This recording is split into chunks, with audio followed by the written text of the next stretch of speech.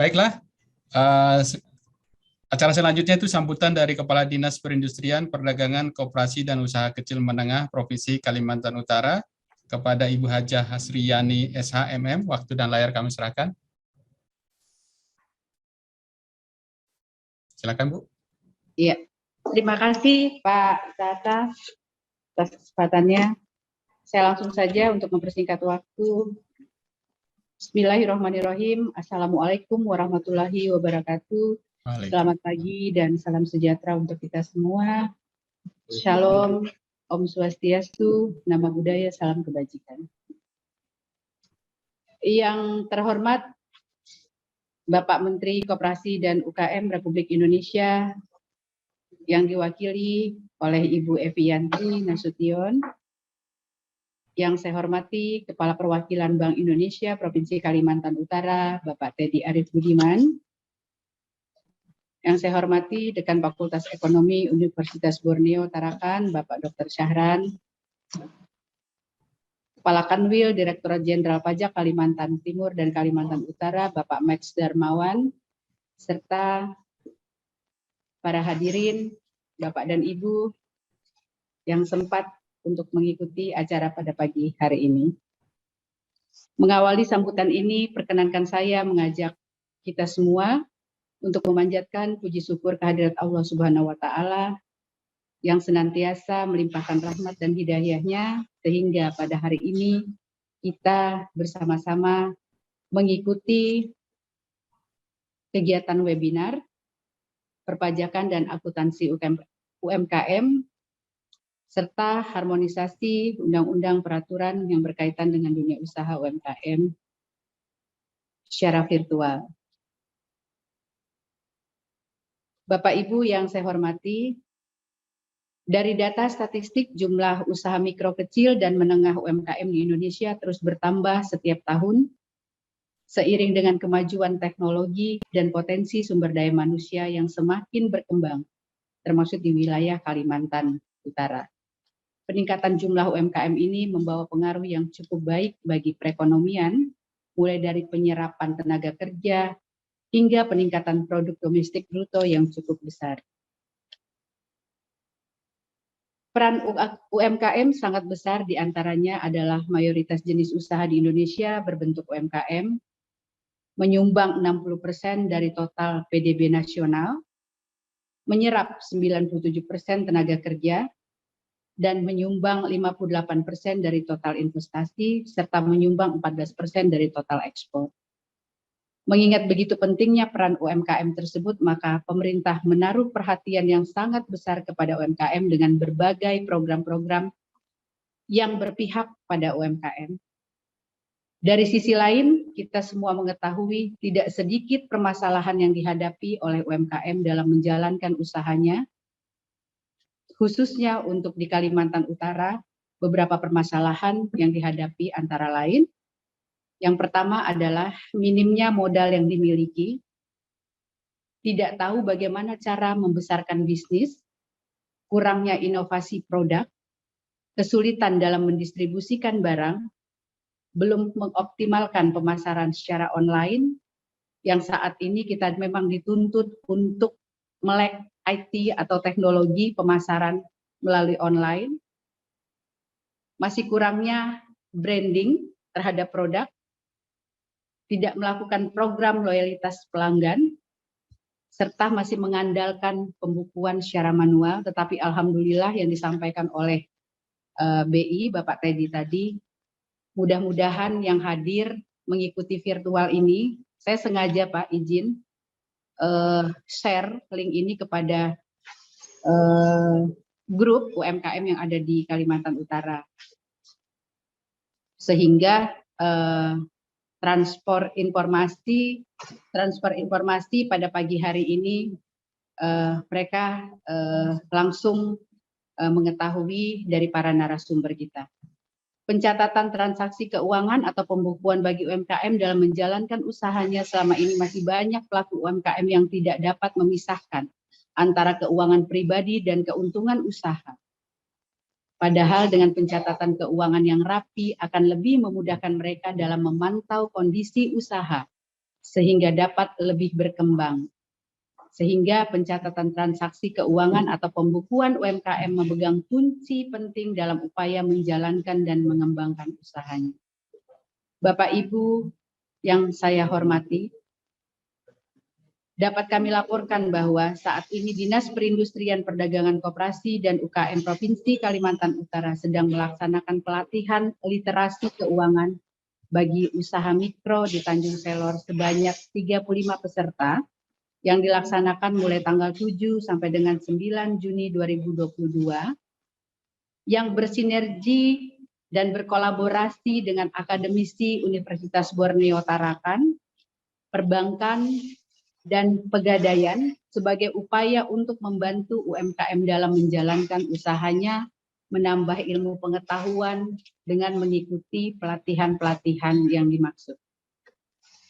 Pada kesempatan ini kami atas nama pemerintah Provinsi Kalimantan Utara menyampaikan ucapan dan apresiasi yang begitu besar kepada Bapak Menteri Koperasi dan UKM beserta jajarannya, Kepala Perwakilan Bank Indonesia Kalimantan Utara dan seluruh pihak yang telah memberikan atensi yang besar dan terkhusus kepada BI. Saya mendengar kemarin bahwa hasil binaan salah satu UMKM kita yaitu brand Marco, Ibu Chelsea, informasinya dari pembinaan BI telah lolos kurasi untuk kain ekoprint, sudah informasinya sudah ke Jepang. Alhamdulillah, terima kasih Bapak, kami merintis para UMKM. Tetapi harapan kami luar biasa BI menyambut UMKM yang sudah punya potensi dan membina, meskipun binaan awal kami, tetapi alhamdulillah apapun itu support dari BI, kami terima kasih sekali, produk kita sudah bisa dikenal di mancanegara. Dan kami berharap ini tidak terhenti sampai di sini. Transfer ilmu dan pembinaan, bahkan bantuan-bantuan dari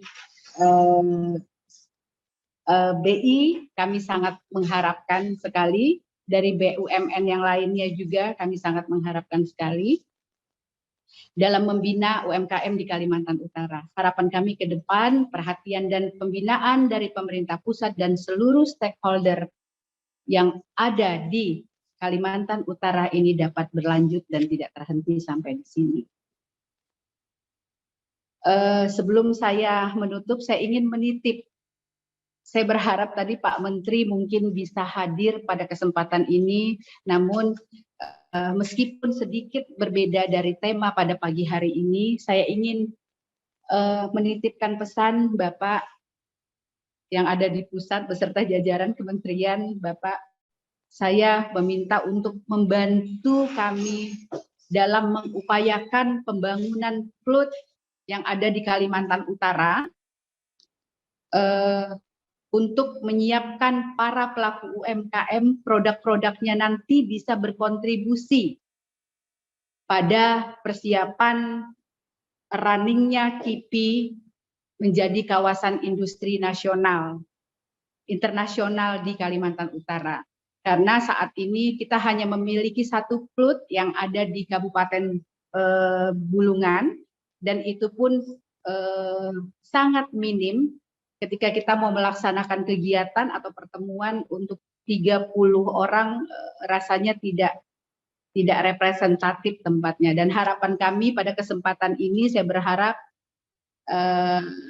Ibu Evi bisa membantu untuk meneruskan keinginan kami dalam hal pembangunan yang ada di Kalimantan Utara. Dengan terbangunnya itu nanti bisa membantu dan mendorong para UMKM produk-produknya bisa berkontribusi. Dan yang kedua adalah pendataan yang merupakan program Kementerian One Data Tunggal untuk UMKM. Tahun ini kita diberikan jatah untuk kurang lebih 42.000 UMKM yang sasaran pendataannya di Tarakan dan di Bulungan.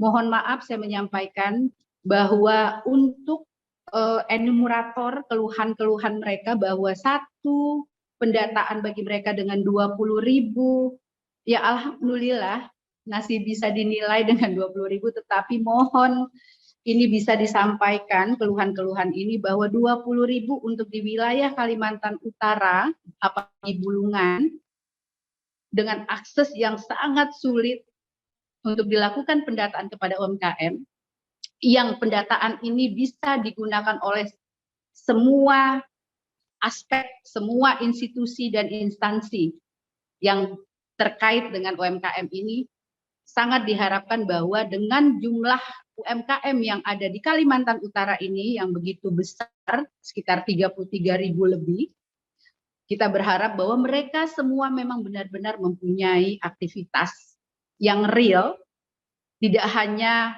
tumbuh hanya berdasarkan ketika mendengar adanya bantuan-bantuan, tetapi dengan pendataan yang saat ini merupakan program dari Kementerian Koperasi dan UKM yang didelegasikan atau diperbantukan kepada kami di provinsi, mohon untuk nilai 20.000 itu bisa diperjuangkan untuk perubahannya. Karena tidak ada transportasi di situ, Bapak dan Ibu. Hanya 20.000 untuk satu UMKM. Bahkan untuk memasukkan itu sebagai data itu tidak ada support untuk data internet atau kuota internet, di situ tidak ada, hanya 20.000, dan itu dilakukan untuk memasukkan karena begitu banyak data yang harus dimasukkan. Itu satu data itu satu UMKM itu bisa sampai 1 sampai dengan 2 jam. Bapak Ibu bayangkan ketika 42.000 sasaran kita, apakah memungkinkan mereka ketika harus menyeberang lewat sungai gitu, karena UMKM yang ada di Kalimantan Utara ini khususnya di Bulungan itu tersebar tidak hanya di perkotaan tetapi di luar, Pak. Mungkin itu saja, saya menitipkan penekanan yang kedua tadi, mohon bantuannya. Mudah-mudahan ini bisa terwujud dan menjadi harapan kami bagi provinsi yang 34 provinsi yang baru, sehingga kami bisa menyesuaikan, bisa berpacu dan tidak tertinggal dengan daerah-daerah provinsi yang lain. Demikian beberapa hal yang dapat kami sampaikan. Sekali lagi atas nama pemerintah Provinsi Kalimantan Utara menyampaikan yang sebesar-besarnya atas dukungan dari pemerintah pusat dan stakeholder yang ada di Kalimantan Utara. Demikian. Wabillahi taufik wal hidayah. Wassalamualaikum warahmatullahi wabarakatuh. Kaltara di hati. Baik, terima kasih Bu Hasriani. Karena Pak Max langsung mau ada acara, mohon maaf Bu ya, jadi langsung kita lanjutkan dengan acara berikutnya, yaitu keynote speech dari Kepala Kanwil DCP Kalimantan Timur dan Utara, Bapak Insinyur Max Darmawan, MTex. Waktu dan layar kami silakan Pak Max, silakan Pak. Ya, makasih Pak Edi.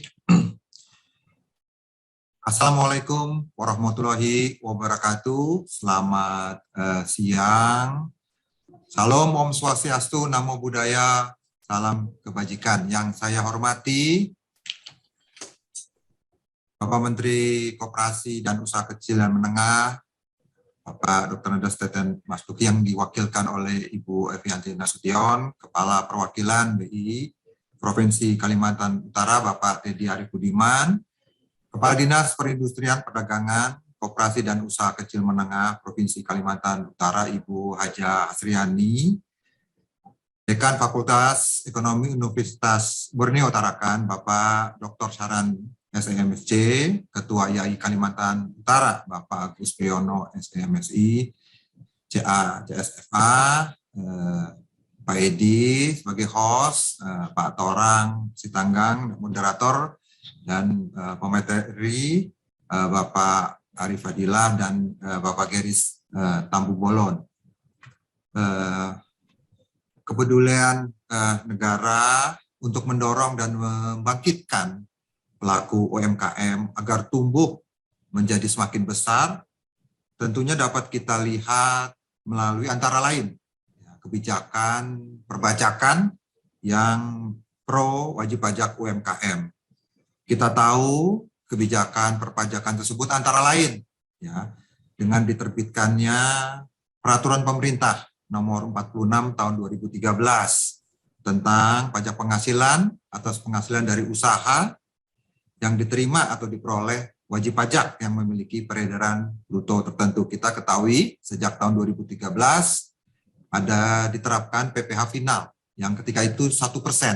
Ya, jadi pelaku UMKM hanya membayar PPh final 1% dari peredaran bruto setiap bulan. Ya. Kemudian sejak tahun 2018 dengan diterbitkannya PP nomor 23, ya, merespon masukan dari berbagai pihak, khususnya wajib pajak, yang merasa bahwa tarif 1% final itu masih dirasakan berat. Maka sejak 2018 dengan PP 23, tarif 1% itu turun menjadi 0,5%. Ya. Selanjutnya kita ketahui bersama dengan adanya pandemi COVID-19 sejak 2020, maka berbagai insentif perpajakan sudah diluncurkan, ya, khususnya untuk UMKM. Kita tahu ada insentif berupa PPh yang 0,5% itu ditanggung pemerintah. Jadi para wajib pajak UMKM tidak lagi punya kewajiban setor PPh 0,5%, namun ada kewajiban melaporkan. Ya, cukup dengan melaporkan, maka kewajiban PPh 0,5%-nya ditanggung pemerintah. Dan yang terbaru yang kita ketahui bersama dengan Undang-Undang Nomor 7 Tahun 2021 tentang harmonisasi peraturan perpajakan, ya, khususnya untuk wajib pajak orang pribadi, ya,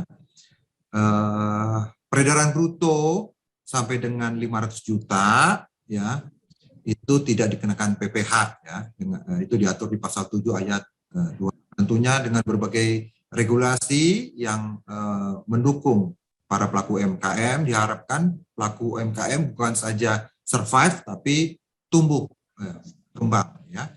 Selain regulasi kepedulian terhadap wajib pajak UMKM, ya, di lingkungan Kementerian Keuangan itu juga telah dilaksanakan, tadi sudah saya sampaikan, ya.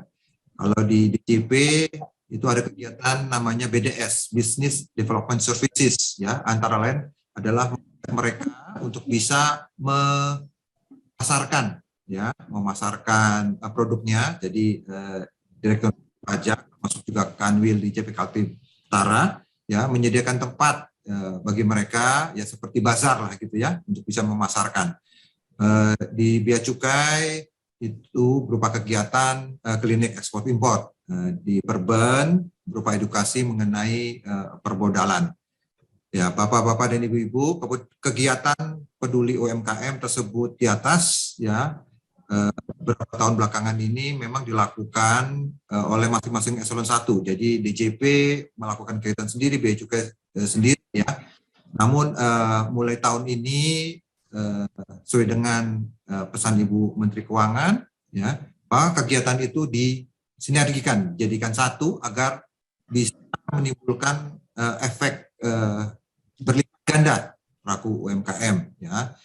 Juga menggandeng Badan Pendidikan dan Pelatihan Keuangan dalam hal memang memberi edukasi kepada para pelaku UMKM dari sisi tadi laporan keuangan, mengenai bagaimana prosedur ekspor impor, dan juga dari perpajakan, ya, agar kegiatan tersebut akan berdampak yang luar biasa kepada UMKM.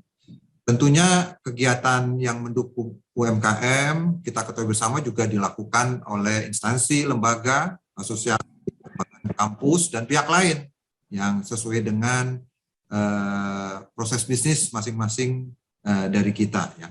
Menyadari bahwa Kementerian Keuangan secara umum dan DJP secara khusus tidak bisa sendirian, ya, untuk melaksanakan amanah memberdayakan pelaku UMKM. Tentunya saya mengajak kita semua, ya, untuk bisa mungkin dalam berbagai kegiatan kita saling bersinergi bersama-sama, ya, bersama-sama kita membuat kegiatan yang bisa melibatkan kita semua sebanyak mungkin, ya, untuk bisa kita memberikan pelayanan kepada pelaku UMKM dengan lebih baik lagi.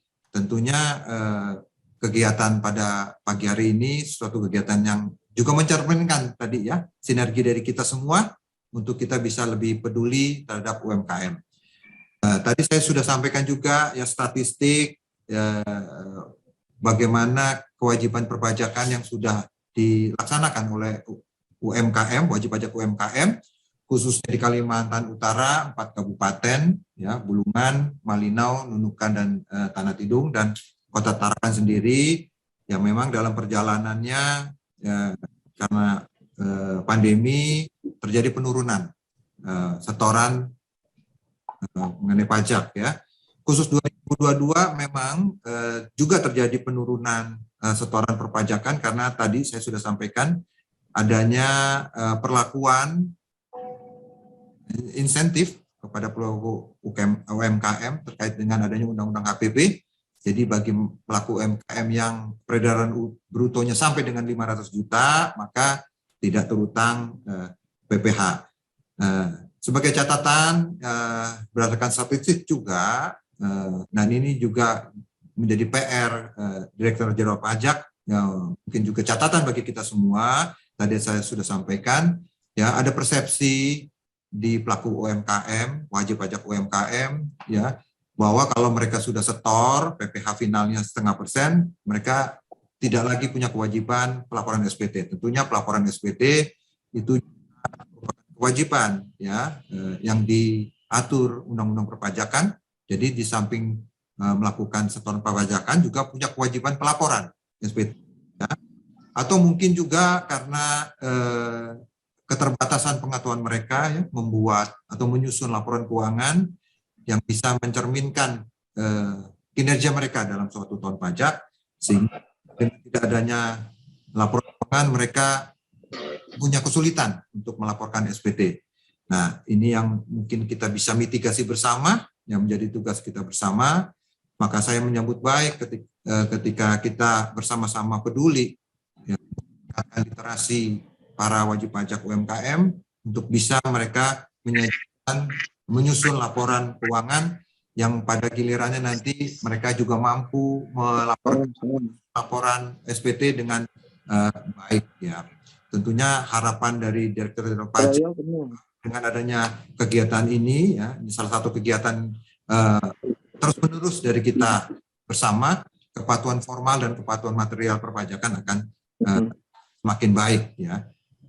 Tentunya saya mengharapkan para peserta dan kalangan pengusaha UMKM, ya, atau calon pengusaha UMKM, akademisi, mahasiswa dan pihak lain agar dapat memperoleh manfaat sebesar-besarnya dari kegiatan webinar kita pada pagi ini demi kemanfaatan kita bersama, khususnya para pelaku UMKM. Dengan saya yakin dengan komitmen kita, ya, untuk bersinergi ke depannya, ya, kita bisa memberikan pelayanan yang prima kepada UMKM demi bangsa Indonesia ke depan, masa depan yang lebih baik. Nah, itu yang bisa saya sampaikan pada kesempatan pada kali ini. Terima kasih tentunya kepada para pihak yang memberi kesempatan kepada saya untuk bisa menyampaikan gambaran secara umum perpajakan dan juga memberikan pesan-pesan kepada para pelaku UMKM. Terima kasih. Wassalamualaikum warahmatullahi wabarakatuh. Waalaikumsalam. Santi Om. Selamat siang. Terima kasih Pak Max. Terima kasih atas sambutannya. Mudah-mudahan perjalanan lancar, Pak. Ini katanya udah mau berangkat nih. Ya, terima kasih ya. Ada izin Pak Edi, Bapak-bapak dan Ibu-ibu semua, saya izin untuk meninggalkan Zoom webinar ini. Ya, terima kasih. Silakan Pak. Baik, kata kunci yang kedua yaitu bulungan. Jadi kata kunci yang kedua bulungan, sebelum nanti akan kita lanjutkan acara berikutnya yaitu